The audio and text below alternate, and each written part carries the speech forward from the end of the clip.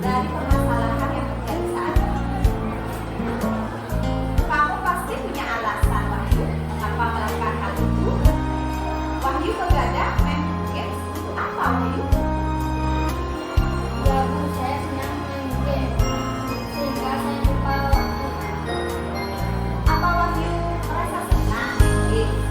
Ya Bu, saya senang. Ya, mungkin saat ini Wahyu merasa senang, tapi apa akibatnya buat Wahyu? Kamu jadi lemes, kurang bersemangat dalam belajar, bahkan tidak mengerjakan tugas-tugas yang diberikan. Nah, sekarang mari kita bicarakan tentang keyakinan kelas. Wahyu nantinya mau jadi apa? Masih ingat Wahyu tentang keyakinan kelas yang kita percayai? Ya, kami benar perlu belajar dengan semangat, saling menghargai dan tidak menggunakan kebijakan sekian sifat waktu. Ya, keyakinan apa yang belum Wahyu temukan? Keyakinan yang belum saya temukan adalah setiap anggota kelas perlu belajar dengan semangat. Setiap anggota kelas mengerjakan tugas tepat waktu. Ya, nah, dari kejadian ini nanti ke depannya Wahyu mau jadi apa? Tidak begadang main game, selalu bersemangat dalam belajar dan selalu mengerjakan tugas yang diberikan guru. Ya, Wahyu, kamu boleh saja bermain games, namun harus juga pandai menggunakan waktu mengerjakan tugas yang diberikan, serta selalu ingat akan keyakinan kelas yang telah kita sepakati. Ya, terima kasih. Ya, Wahyu, sama-sama. Sekarang Wahyu bisa kembali ke kelas ya. Ya, Bu.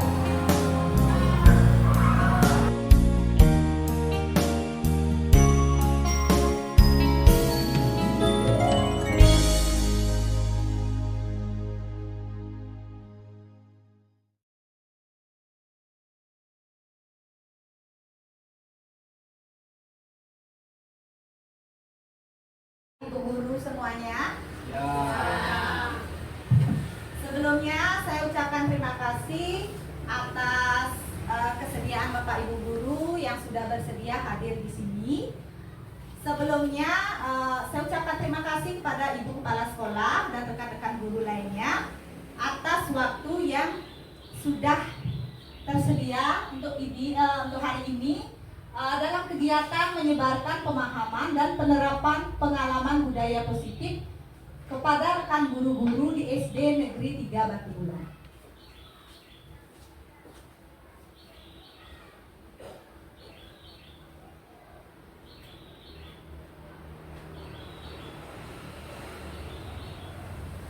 Sebelum acara saya mulai, izinkanlah saya memperkenalkan diri terlebih dahulu. Nama saya Ibu Ana Agong Istri Ari Krisna.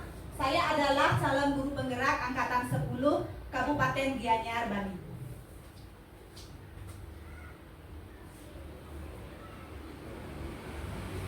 Nah, adapun di sini dalam kegiatan ini yang saya jelaskan adalah terkait materi budaya positif.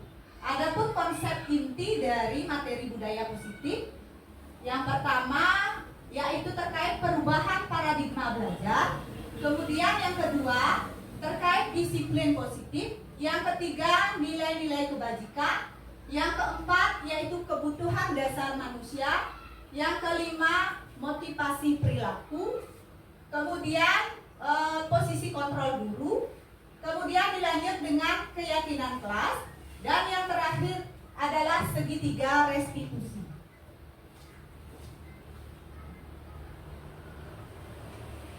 Nah, yang pertama yang dapat saya paparkan adalah pembelajaran dengan paradigma baru.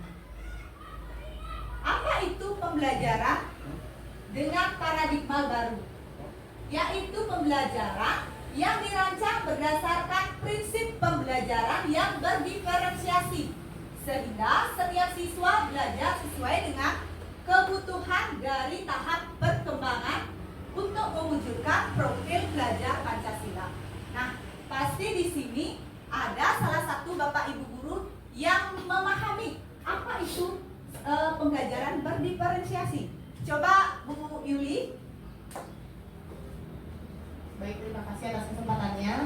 Di sini saya ingin mencoba untuk menjawab tentang pembelajaran berdiferensiasi. Saya mengartikan pembelajaran berdiferensiasi itu berdasarkan asal katanya different. Different itu dalam bahasa Inggris artinya berbeda. Jadi pembelajaran berdiferensiasi adalah pembelajaran yang berbeda-beda. Nah, berbeda-beda menurut apa? Berbeda-beda menurut kebutuhan siswa begitu. Jadi setiap siswa kan memiliki karakteristik yang berbeda-beda, begitu juga kebutuhannya berbeda-beda. Ada yang kebutuhan belajarnya itu menggunakan gaya belajar audiovisual, ada yang audio, ada yang seperti itu misalnya contohnya. Terima kasih. Wah, luar biasa sekali Bu Yuli ya. Berikan tepuk tangan pada Bu Yuli atas pemahamannya terkait apa itu pembelajaran berdiferensiasi. Sangat benar sekali ya Bu Yuli ya, bahwa kegiatan pembelajaran berdiferensiasi itu adalah kegiatan pembelajaran yang berpihak kepada siswa, di mana seorang guru ini menerapkan pembelajaran tersebut tentunya terlebih dahulu memahami gaya belajar siswa, karena setiap siswa itu memiliki gaya belajar yang berbeda-beda seperti yang dijelaskan tadi oleh Bu Yuli, karena setiap anak ada yang memiliki gaya belajar kinestetik, ada yang memiliki gaya belajar audiovisual, dan juga gaya belajar visual. Kemudian lanjut materi selanjutnya. Nah, di sini yang dapat saya jelaskan terkait miskonsepsi tentang teori kontrol. Nah, miskonsepsi di sini terkait teori kontrol bahwa guru itu memiliki ilusi bahwa bisa mengontrol murid. Kemudian, ilusi bahwa semua penguatan positif itu efektif dan bermanfaat. Selanjutnya, yang ketiga, ilusi bahwa kritik dan membuat bersalah mampu menguatkan karakter siswa.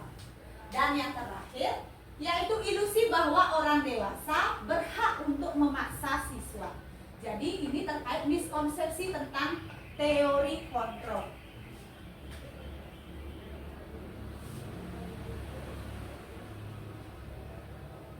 Kemudian materi saya lanjutkan, yaitu bagaimana mengubah paradigma yang sebelumnya kita pahami terkait stimulus respon menjadi pendekatan teori kontrol.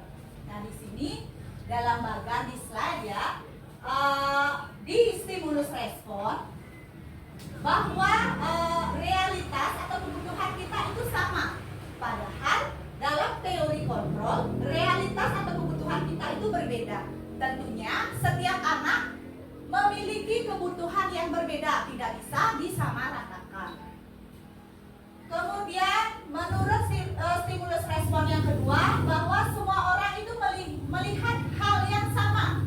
Padahal setiap orang itu memiliki gambaran yang berbeda. Jadi setiap anak itu kita tidak bisa samaratakan bahwa setiap anak itu melihat hal yang sama. Jadi padahal setiap orang itu memiliki gambaran yang berbeda.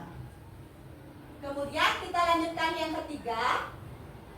Menurut paradigma stimulus respon yang ketiga, kita mencoba mengubah orang agar berpandangan sama dengan kita.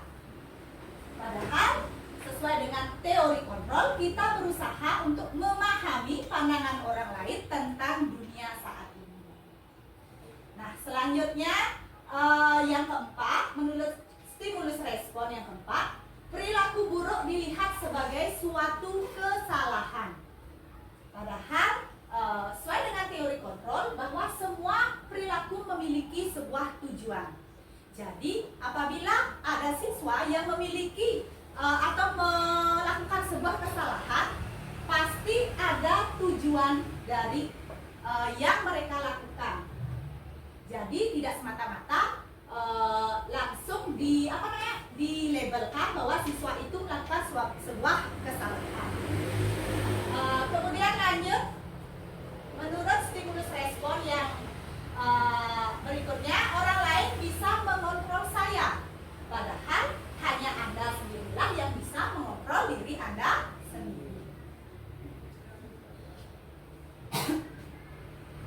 selanjutnya, saya bisa mengontrol orang lain menurut stimulus respon. Kemudian, menurut teori kontrol, Anda tidak bisa mengontrol orang lain. Selanjutnya, pemaksaan ada pada saat bujukan itu gagal. Itu menurut stimulus respon. Kemudian menurut teori kontrol, kolaborasi dan konsensus. Konsensus di sini artinya kesepakatan, menciptakan pilihan-pilihan baru. Dan yang terakhir, menurut stimulus respon yang terakhir yaitu model berpikir menang atau kalah. Sedangkan menurut teori kontrol di sini, model berpikirnya itu adalah menang, menang, dan menang. Jadi di sini diharapkan Bapak Ibu guru mengubah paradigma yang sebelumnya, yaitu yang dulunya stimulus respon diubah ke pendekatan teori kontrol.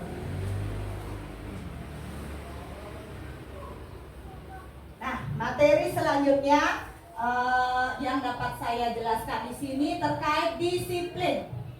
Pasti Bapak Ibu guru memahami apa sih disiplin itu? Coba Bu Ani. Baik, terima kasih atas menurut pandangan saya terkait tentang makna kata disiplin itu berarti kita melakukan sesuatu atau tindakan sesuai dengan aturan yang berlaku. Seperti itu, Bu. Ya, kebanyakan orang itu menganggap disiplin itu terkait tata tertib atau aturan, ya. Padahal di sini disiplin itu dalam budaya kita, makna kata disiplin kita maknanya jadi sesuatu yang dilakukan seseorang pada orang lain untuk mendapatkan kepatuhan. Disiplin itu mengacu pada disiplin diri yang memiliki tanggung jawab terhadap apa yang dilakukan berdasarkan nilai-nilai yang diyakini. Jadi, apabila seseorang anak itu sudah menerapkan disiplin diri, maka akan tercipta disiplin positif. Ya Bapak Ibu ya, maka akan tercipta disiplin positif, di mana disiplin positif itu merupakan salah satu cara penerapan disiplin yang bertujuan apa Bapak Ibu? Untuk menumbuhkan kesadaran serta memberdayakan anak untuk melakukan sesuatu tanpa sogokan, tanpa adanya ancaman maupun tanpa ada hukuman, ya. Jadi apabila seseorang sudah menerapkan disiplin diri, maka akan tercipta disiplin positif, ya. Nah, apa tujuan kita sebagai seorang guru atau sebagai seorang pendidik menerapkan disiplin positif di kelas ataupun di sekolah? Kira-kira tujuannya apa? Coba Wayan. Baik, terima kasih atas waktunya.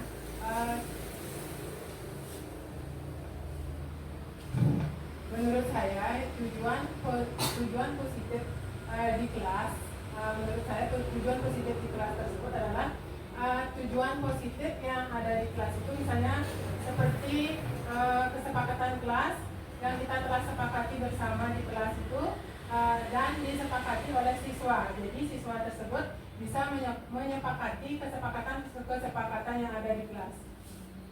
Ya, terima kasih Bu Wayan atas tanggapannya ya. Nah, tujuan kita sebagai seorang guru atau sebagai seorang pendidik menerapkan disiplin positif itu adalah menciptakan anak-anak yang memiliki disiplin diri sehingga mereka bisa berperilaku dengan mengacu pada nilai kebajikan universal dan memiliki motivasi intrinsik, bukan motivasi ekstrinsik. Yang dimaksud motivasi intrinsik itu adalah motivasi yang ada di dalam diri mereka sendiri, yang mereka percayai berdasarkan nilai-nilai yang mereka yakini. Jadi motivasi tersebut tidak berdasarkan karena mereka diancam atau mereka diberikan hukuman, jadi tidak seperti itu. Kemudian materi saya lanjutkan.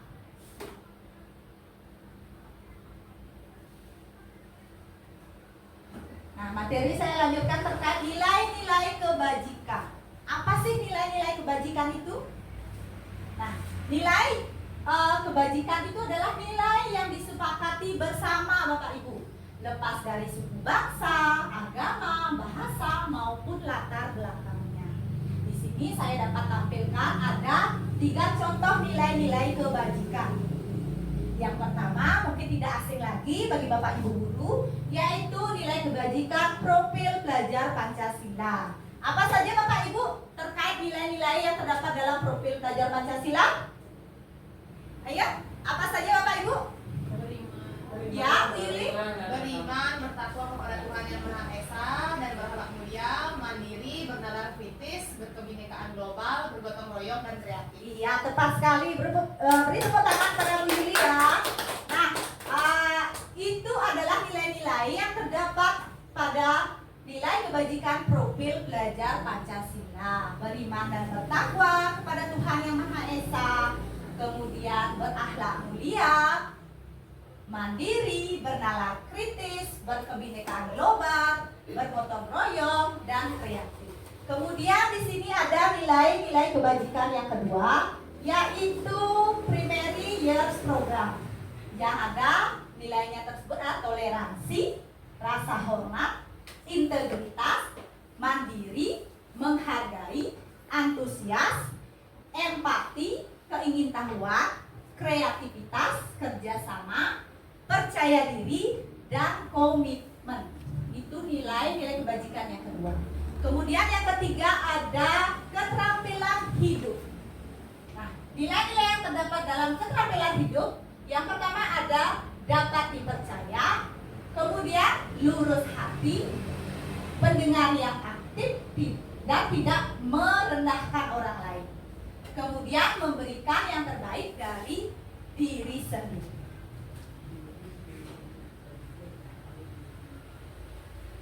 Nah, selanjutnya di sini yang dapat saya jelaskan yaitu terkait kebutuhan dasar manusia. Apa sih kebutuhan dasar manusia itu? Ayo, siapa mau memberi tanggapan terkait kebutuhan dasar manusia? Coba Bu Pandey. Terima kasih atas waktu yang diberikan. Kebutuhan dasar manusia di sini adalah sesuatu yang dilakukan untuk mendapatkan apa yang kita inginkan. Contohnya seperti kayak yang kita gini kayak Salah satu contoh kebutuhan dasar manusia itu misalnya kalau kita bekerja karena kita ingin mendapatkan uang, biasa seperti rumah dan ya. sebagainya. Ya, terima kasih Bu Pandey atas tanggapannya. Nah, kebutuhan dasar manusia itu adalah segala sesuatu yang kita lakukan untuk mendapatkan apa yang kita inginkan. Seluruh tindakan yang kita lakukan pasti memiliki tujuan tertentu, Bapak Ibu. Dan semua usaha terbaik yang kita lakukan adalah dalam rangka agar kebutuhan dasar kita itu dapat terpenuhi dengan baik. Seperti Bapak Ibu menjadi seorang guru ini kan bekerja. Tentunya kalau kita bekerja itu pasti kita mendapatkan upah berupa uang ya untuk memenuhi kebutuhan hidup. Nah, selanjutnya saya akan menjelaskan terkait 5 kebutuhan dasar manusia. Nah, Bapak Ibu ada 5 kebutuhan dasar manusia. Yang pertama, kebutuhan bertahan hidup. Kemudian yang kedua ada kebutuhan akan kasih sayang dan rasa diterima. Kemudian yang ketiga ada kebutuhan akan penguasaan. Yang keempat adalah kebutuhan akan kebebasan. Yang kelima adalah kebutuhan akan kesenangan. Nah, di sini ada 5 kebutuhan dasar manusia. Yang pertama, kebutuhan bertahan hidup. Yang termasuk ke dalam kebutuhan bertahan hidup yaitu adalah apa saja Bapak Ibu? Makanan tadi, pakaian, kesehatan, ya, tempat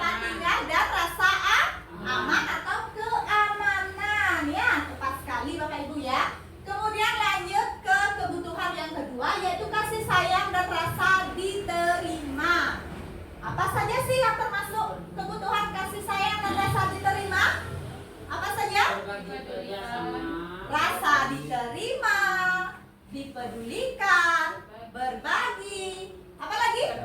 Kerjasama, menjadi bagian dalam sebuah kelompok. Kemudian kita lanjut ke kebutuhan dasar manusia yang ketiga, yaitu penguasaan. Apa saja yang termasuk kebutuhan penguasaan? Harga diri. Ya, harga diri, lanjut. Ya, keinginan untuk dianggap, lanjut. Memimpin, lagi. Berprestasi, lagi satu. Diakui atau didengar, ya. Kemudian kita lanjut ke kebutuhan dasar manusia yang keempat, yaitu kebebasan. Apa saja yang termasuk kebutuhan kebebasan? Mandiri. Ya, lanjut mandiri, lagi. Memiliki pilihan. Mencoba hal baru, lagi. Ya, mampu mengendalikan arah dirinya.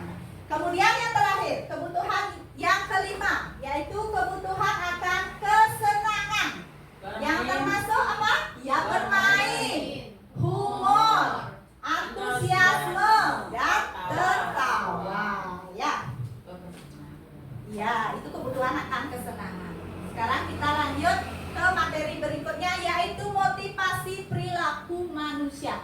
Nah, Bapak Ibu guru semuanya, motivasi perilaku manusia itu ada 3. Yang pertama, untuk menghindari ketidaknyamanan atau hukuman. Yang kedua, untuk mendapatkan imbalan atau penghargaan dari orang lain. Yang ketiga, untuk menjadi orang yang mereka inginkan dan menghargai diri sendiri dengan nilai-nilai yang mereka percayai. Nah, jadi Bapak Ibu di sini diharapkan dapat menumbuhkan motivasi yang ketiga, yaitu motivasi intrinsik atau motivasi yang muncul dari dalam diri. Bagaimana supaya siswa kita bisa menjadi orang yang mereka inginkan dan menghargai diri sendiri dengan nilai-nilai yang mereka percayai. Jadi mereka melakukan sesuatu itu tidak karena takut akan dihukum guru ataupun karena ingin mendapatkan imbalan dari gurunya, tapi mereka melakukan tersebut ingin melaksanakan memang tanggung jawabnya sendiri berdasarkan apa yang mereka yakini. Seperti itu Bapak Ibu ya. Selanjutnya saya akan lanjut materi yang lain. Nah, di sini ada hukuman, konsekuensi, dan restitusi. Coba Bu Santi, apa itu hukuman menurut Bu Santi? Terima kasih atas waktu yang sudah diberikan untuk menjawab tentang apa itu hukuman. Menurut saya hukuman itu adalah sesuatu hal yang membuat seseorang itu jerah atau tidak mengulangi kesalahan tersebut. Terima kasih. Baik, terima kasih pada Bu Santi atas tanggapannya terkait hukuman ya. Kemudian apa itu konsekuensi? Coba Bu Ani, apa sih konsekuensi itu? Baik, terima kasih atas kesempatannya. Menurut pandangan saya tentang konsekuensi itu adalah sesuatu yang memang harus terjadi sebagai akibat dari apa yang sudah dilakukan. Iya, terima kasih Bu Ani atas tanggapan terkait konsekuensi. Nah, sekarang yang ketiga, apa sih itu restitusi? Coba Bu Yuli.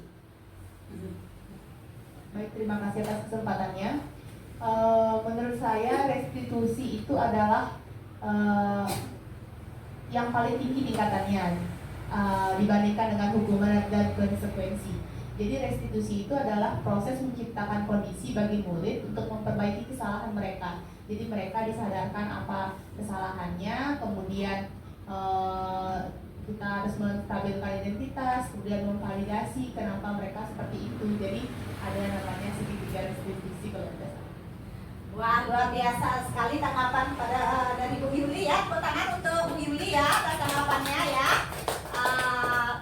Sepertinya Bu Yuli sudah memahami terkait sedikitnya segitiga restitusi ya. Nah, di sini yang termasuk hukuman itu ya, apa sih hukuman itu? Hukuman itu biasanya tidak terencana atau tiba-tiba Bapak Ibu. Anak atau murid itu tidak tahu apa yang akan terjadi dan tidak dilibatkan. Hukuman itu bersifat satu arah. Hukuman itu biasanya dibuat oleh guru dan siswa itu hanya menerima saja. Jadi dalam proses pembuatan hukuman itu siswa itu tidak dilibatkan. Kemudian konsekuensi. Nah, konsekuensi ini biasanya sudah terencana atau sudah disepakati. Semua sudah dibahas dan disetujui oleh murid dan guru. Kemudian umumnya konsekuensi itu bentuk-bentuknya itu dibuat oleh pihak guru atau sekolah dan murid sudah mengetahui sebelumnya yang akan diterima apabila murid itu melakukan sebuah pelanggaran. Nah, yang ketiga, seperti yang dijelaskan tadi oleh Bu Yuli, restitusi. Apa sih restitusi itu? Nah, Bapak Ibu perlu ketahui, restitusi itu adalah proses menciptakan kondisi bagi murid untuk memperbaiki kesalahan mereka sehingga mereka bisa kembali pada kelompok mereka dengan karakter yang lebih kuat.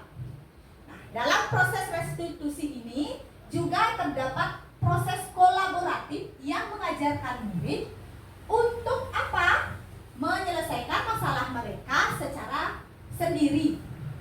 Dan di sini juga mereka dibantu untuk berpikir apa yang mereka inginkan dan bagaimana mereka harus memperlakukan orang lain. Jadi diharapkan di sini Bapak Ibu guru menjalankan restitusi apabila siswa Bapak Ibu guru di kelas maupun di sekolah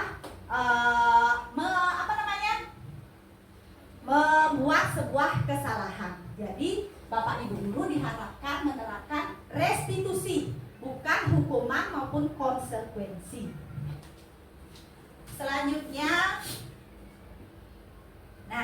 Selanjutnya di sini saya paparkan terkait materi 5 posisi kontrol guru. Nah, di sini ada 5 posisi kontrol guru. Yang pertama yaitu posisi kontrol sebagai penghukum. Yang kedua, pembuat merasa bersalah. Yang ketiga, pemantau. Yang keempat, sebagai teman. Dan yang terakhir adalah sebagai manajer.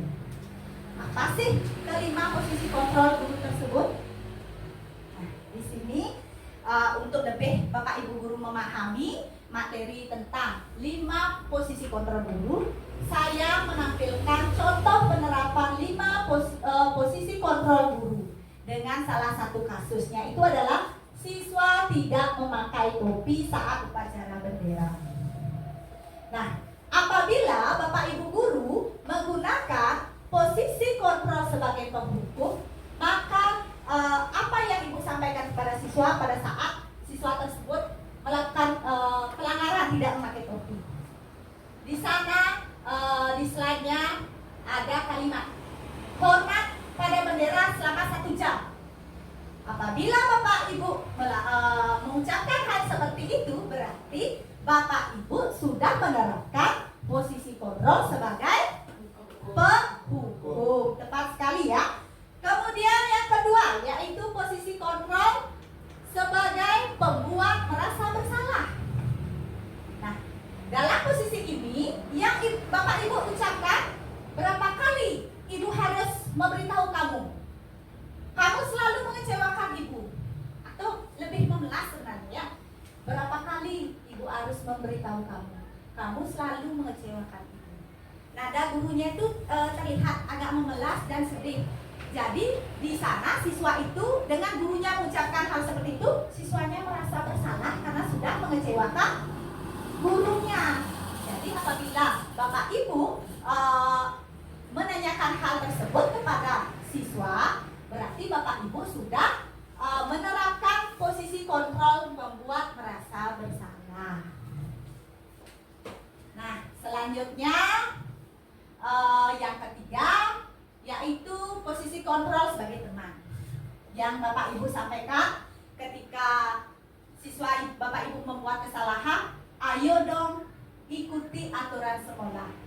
Tolong bantu ibu ya sekali ini. Kalau Bapak Ibu menyampaikan hal seperti itu, berarti Bapak Ibu menerapkan posisi kontrol guru sebagai teman. Kemudian yang keempat, posisi kontrol pemantau. Nah, dalam posisi kontrol sebagai pemantau, yang Bapak Ibu lakukan, kamu sudah melanggar peraturan sekolah. Kamu tahu konsekuensinya? Setelah upacara, beli topi di koperasi. Jangan ulangi kesalahan ini. Nah, apabila Bapak Ibu mengatakan hal tersebut, berarti Bapak Ibu sudah melakukan posisi kontrol guru sebagai pemantau. Karena posisi kontrol guru sebagai pemantau, di sini Bapak Ibu secara langsung memberikan konsekuensi kepada siswa pada saat siswa tersebut melakukan kesalahan. Nah, yang ini yang terakhir, yang kelima ya, diharapkan semua Bapak Ibu guru menerapkan posisi kontrol sebagai manajer. Kenapa seperti itu? Karena posisi kontrol sebagai manajer, di sana murid yang melakukan kesalahan diajak berdiskusi oleh guru. Berdiskusi dua arah oleh guru, menanyakan tentang terkait kesalahan yang dilakukan. Dan di sana guru juga mengarahkan supaya murid tersebut menyelesaikan permasalahan yang mereka alami sendiri. Jadi diharapkan Bapak Ibu guru di sini apabila melihat atau mendapati kasus permasalahan siswa, itu menerapkan posisi kontrol sebagai manajer. Selanjutnya, nah untuk lebih meningkatkan pemahaman Bapak Ibu, saya di sini menampilkan pernyataan dan pertanyaan ya. Kira-kira menurut Bapak Ibu itu termasuk posisi kontrol yang mana? Wah, dari sekian pemaparan cepat sekali pemahaman Bapak Ibu ya. Saya kecewa sekali dengan kamu. Nah, dari pernyataan guru tersebut, posisi kontrol mana? Ya, tepat sekali ya, posisi kontrol membuat merasa bersalah. Selanjutnya, kira-kira termasuk posisi kontrol apa? Wah, mantap sekali Bu Yuli ya. Apa rencanamu untuk menyelesaikan masalah ini? Jadi di sini dalam pertanyaan guru tersebut menanyakan siswa terkait bagaimana ia akan memperbaiki kesalahan yang ia lakukan. Jadi di sini termasuk posisi kontrol manajer ya. Selanjutnya, ayo, kira-kira termasuk posisi kontrol yang mana? Ayolah, lakukan demi Bapak atau Ibu ya. Termasuk apa? Iya, tepat sekali ya, termasuk posisi kontrol sebagai teman ya. Nah, lagi satu. Kira-kira termasuk apa? Kamu tidak pernah mendapat nilai jika tidak mengerjakan tugas. Ayo, termasuk apa? Iya, tepat sekali Bu Yulia, termasuk pemantau ya. Bagaimana Bapak Ibu, masih semangat untuk mengikuti kegiatan hari ini? Masih ya. Untuk lebih semangat, apabila saya menyebutkan SD 3 Batu Bulan, Bapak Ibu jawab jaya, jaya, jaya 3 kali ya. 1, 2, 3, SD 3 Batu Bulan. Jaya, jaya, jaya. Lebih semangat lagi, SD 3 Batu Bulan. Jaya, jaya, jaya. Ya, tepuk tangan untuk kita semua ya, supaya Bapak Ibu tidak ngantuk ya. Nah, sekarang kita lanjutkan ke materi yang berikutnya, yaitu terkait keyakinan kelas. Sepertinya di sini Bapak Ibu sudah di kelas masing-masing sudah menerapkan keyakinan kelas ya, karena ini sudah memang kita lakukan sejak lama. Mengapa keyakinan kelas? Mengapa bukan peraturan kelas? Itu pertanyaannya ya. Ayo, siapa bisa apa itu keyakinan kelas? Ayo, siapa bisa? Apa itu keyakinan kelas? Coba Bu Ani. Baik, terima kasih atas kesempatannya. Menurut pandangan saya tentang keyakinan kelas itu berarti membuat sesuatu yang benar-benar meyakini, yang yakin dari dalam diri sendiri untuk dilaksanakan bersama sesuai dengan kesepakatan bersama. Terima kasih.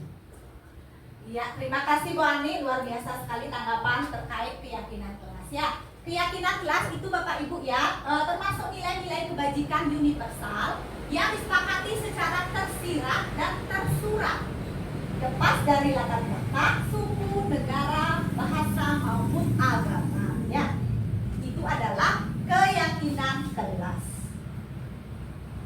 Nah, di sini adapun yang dapat saya sampaikan terkait pembentukan keyakinan kelas.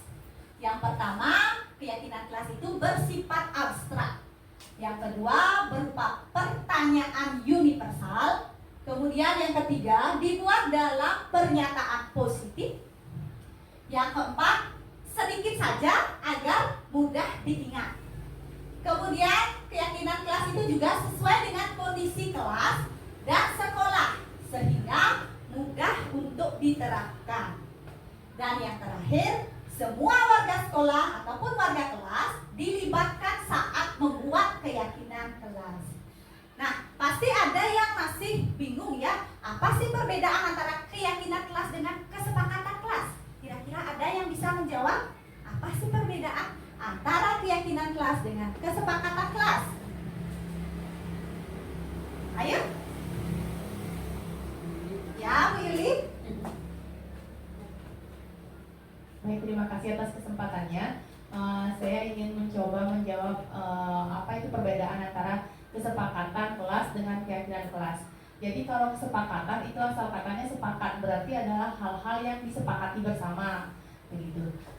Kalau keyakinan kelas berarti yakin, berarti ada nilai-nilai yang diyakini, berarti keyakinan kelas itu sifatnya lebih umum dan lebih nilainya lebih dalam. Iya. Iya, terima kasih Bu Yuli atas tanggapannya. Kira-kira ada coba tadi Bu Ani yang mengatakan, silakan. Baik, saya sangat setuju sekali dengan pendapat dari Bu Yuli. Cuman pada kesempatan ini saya ingin menambahkan dari pemaparan jawaban dari Bu Yuli. Kalau menurut saya, yang namanya keyakinan itu adalah apa yang kita yakini, berarti berdasarkan hati nurani. Sedangkan kalau kesepakatan kelas, menurut pandangan saya itu sepakat, berarti hanya kata sepakat, berasal dari kata kesepakatan kita saja dan hanya bersifat di mulut saja. Terima kasih. Ya, luar biasa sekali tanggapan dari Bu Yuli dan Bu Ani. Nah, di sini dapat saya jelaskan apa sih perbedaan antara keyakinan kelas dengan kesepakatan kelas. Jadi Bapak Ibu, kesepakatan kelas itu merupakan keyakinan kelas itu merupakan susunan dari kesepakatan kelas. Jadi ada kesepakatan kelas antara siswa di dalam kelas, kemudian dari kesepakatan tersebut tersusun, kemudian dibuat menjadi sebuah keyakinan. Jadi keyakinan kelas itu adalah tersusun dari kesepakatan kelas. Seperti itu Bapak Ibu. Nah, kemudian materi yang terakhir di sini adalah terkait segitiga restitusi. Apa sih segitiga restitusi itu? Nah, Bapak Ibu, segitiga restitusi itu merupakan suatu proses dialog yang dijalankan oleh guru agar dapat menghasilkan murid yang mandiri dan bertanggung jawab. Di sebelah slide ada di sini gambaran segitiga restitusi.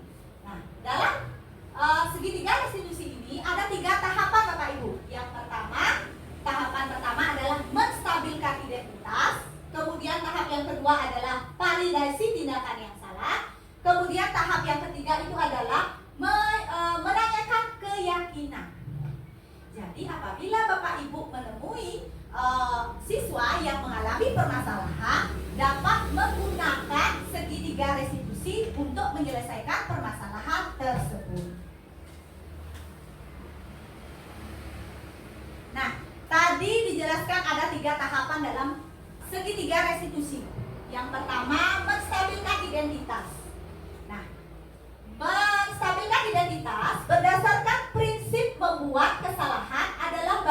dari proses pembelajaran menggeser identitas yang gagal ke identitas yang sukses. Dan jadi dalam menyelesaikan masalah tersebut, Bapak Ibu dapat menggunakan ini contohnya kalimat-kalimat pertanyaan seperti berbuat salah itu tidak apa-apa. Tidak ada manusia yang sempurna. Ibu juga pernah dulu lakukan kesalahan seperti itu. Kita bisa menyelesaikan ini. Ibu tidak tertarik mencari siapa yang salah dan siapa yang benar. Namun untuk mencari solusi atas permasalahan yang kamu alami. Kamu berhak merasa seperti itu. Apakah kamu sedang menjadi teman yang baik buat dirimu sendiri? Jadi pertanyaan-pertanyaan ini dapat Bapak Ibu terapkan dalam penyelesaian masalah menggunakan segitiga restitusi pada tahapan menstabilkan identitas.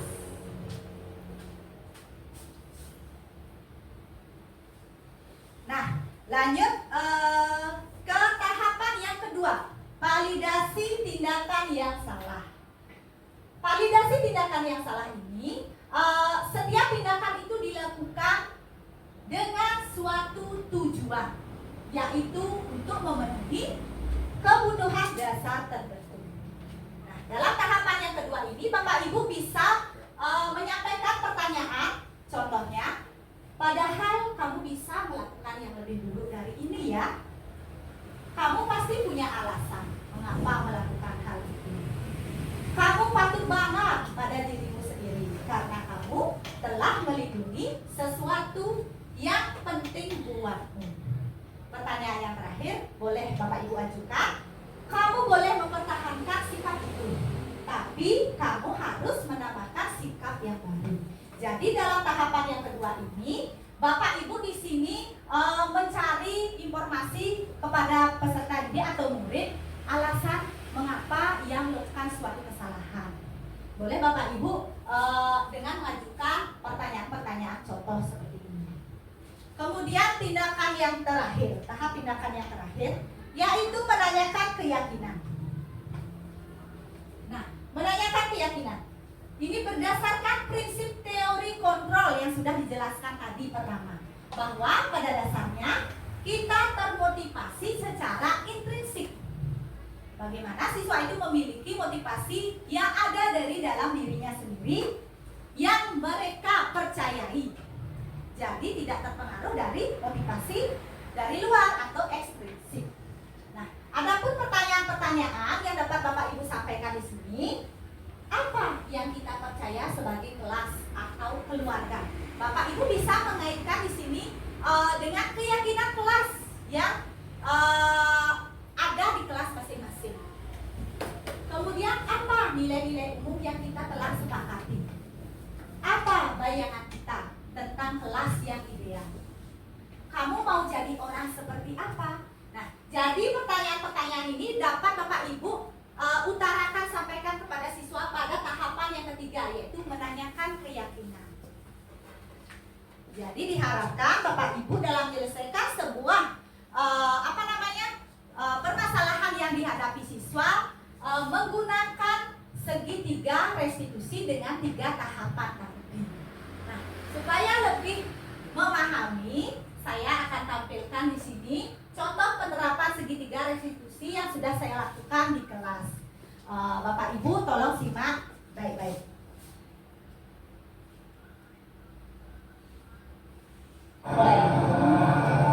Selamat pagi Wahyu, apa kabar?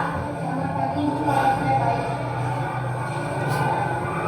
Wahyu tahu tidak? Wahyu memanggil waktu untuk menanyakan sesuatu. Akhir-akhir ini Ibu melihat Wahyu tidak bersemangat mengikuti pembelajaran. Bahkan setiap Ibu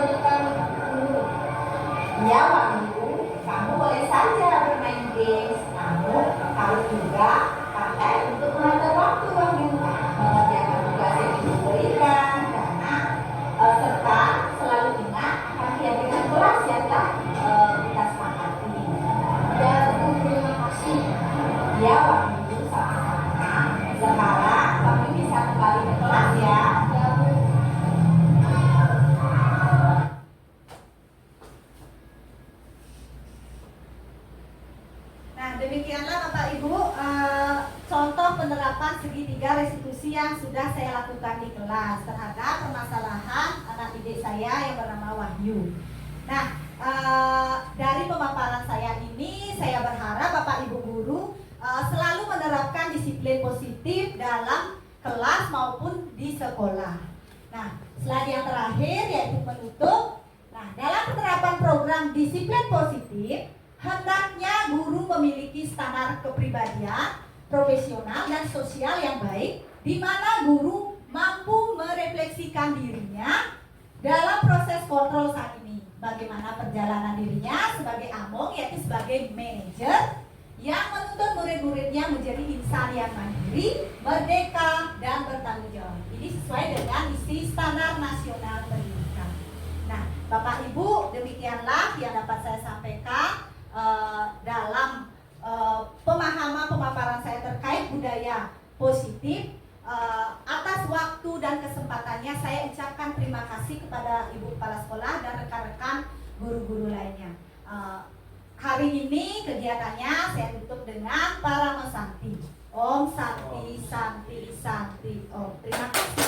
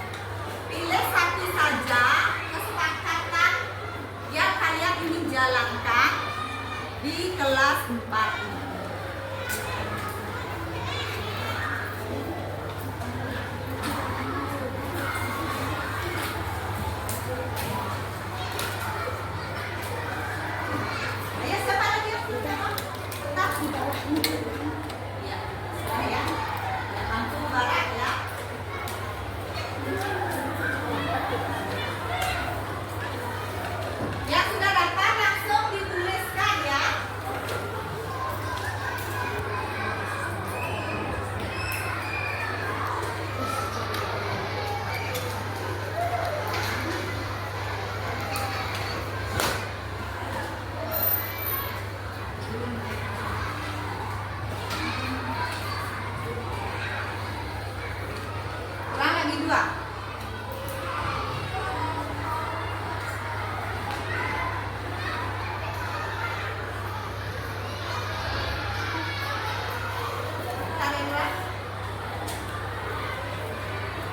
Nah, silakan anak-anak ditulis nilai-nilai apa yang ingin kalian sepakati di kelas 4B ini.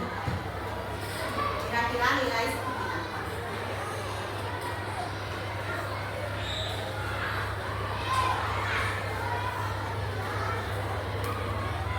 Ya, agak besar tulisannya ya.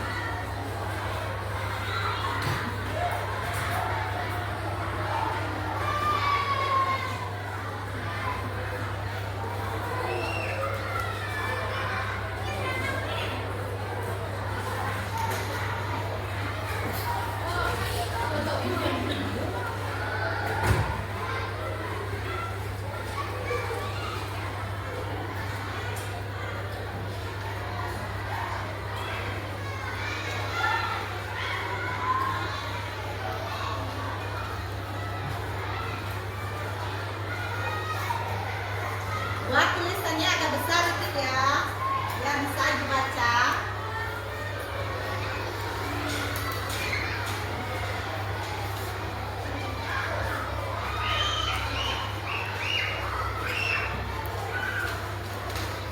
Wah, ini sudah ada yang selesai ya.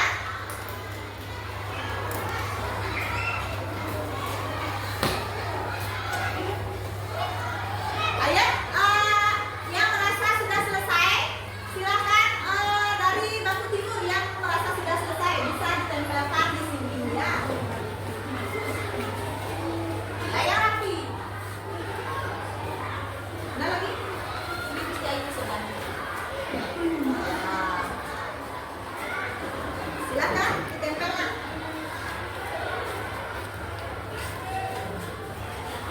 Ini baru 3 orang. Ya.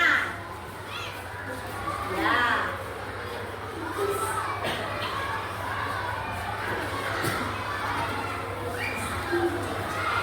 Lanjut di bawahnya ya.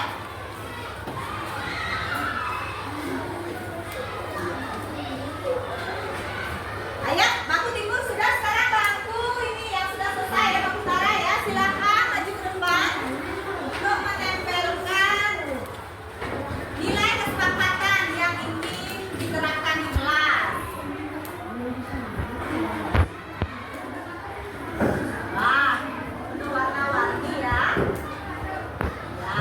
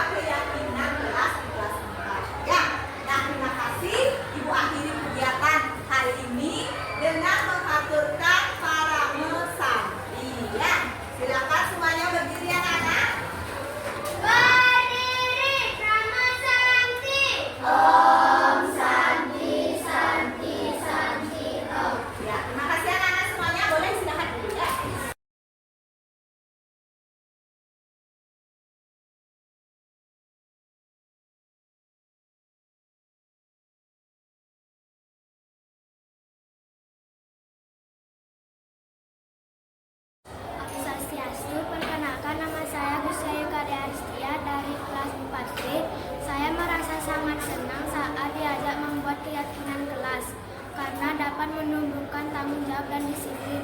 Om Santi Santi Om.